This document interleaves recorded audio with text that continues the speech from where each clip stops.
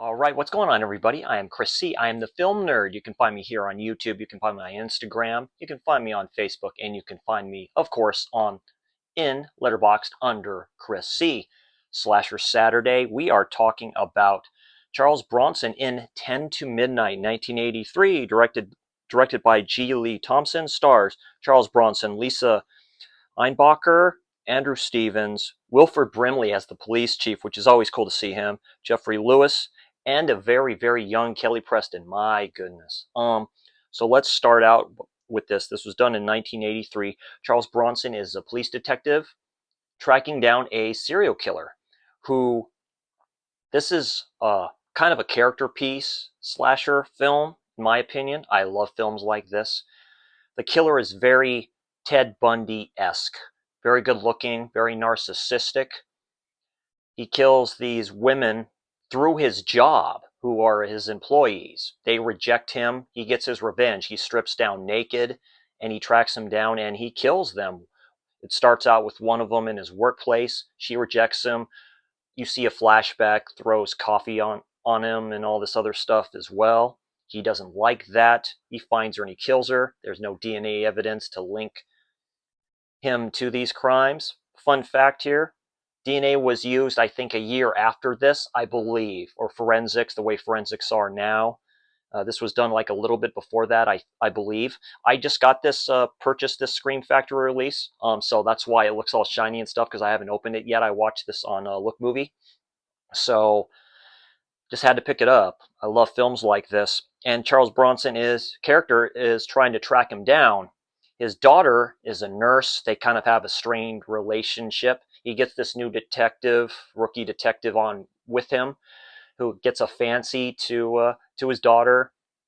They finally believe they track him down after the funeral. He kills another woman who has her diary.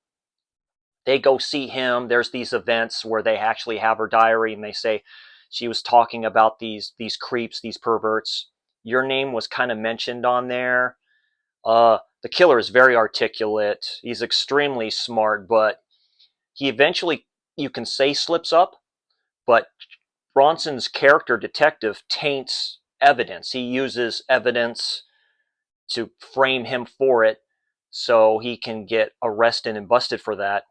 Long story short, he tells the truth that it was all a setup, and so he gets released, and then shit hits the fan. It's one of the more exploitative, it gets batshit crazy, basically. Serial killer, he gets revenge, and he just goes and goes and goes, and he ends up finding where all these women live and stuff like that, and it's a gruesome scene. It's very good. It's very exploitative, in my opinion, but it's done very good. Like I say, very young Kelly Preston is in here. This is filmed in Los Angeles. There's a gritty feel to it. I love this shit. So this gets a solid 8 out of 10. This can go higher for me. This is a good release from Scream Factory. So the special features on this one, it's a new 4K scan from the original camera negative. Interviews with actress Andrew Stevens, or actors Andrew Stevens. So Andrew Stevens plays the serial killer. Robert F. Lyons and Jenna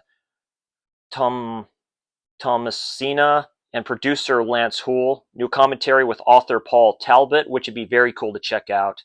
Audio commentary with producer Jacob Kohner, casting director John Crother, other stuff like, say, theatrical trailers. This is when they had radio spots as well, still gallery. So early Scream Factory release, and it's a Cannon film. So definitely, I love Cannon films. I love that the genre of films that they brought out and stuff like that.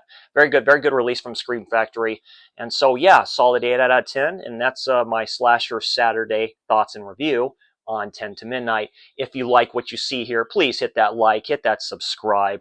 I am Chris C. I am the Film Nerd. I'll see you all awesome people next time.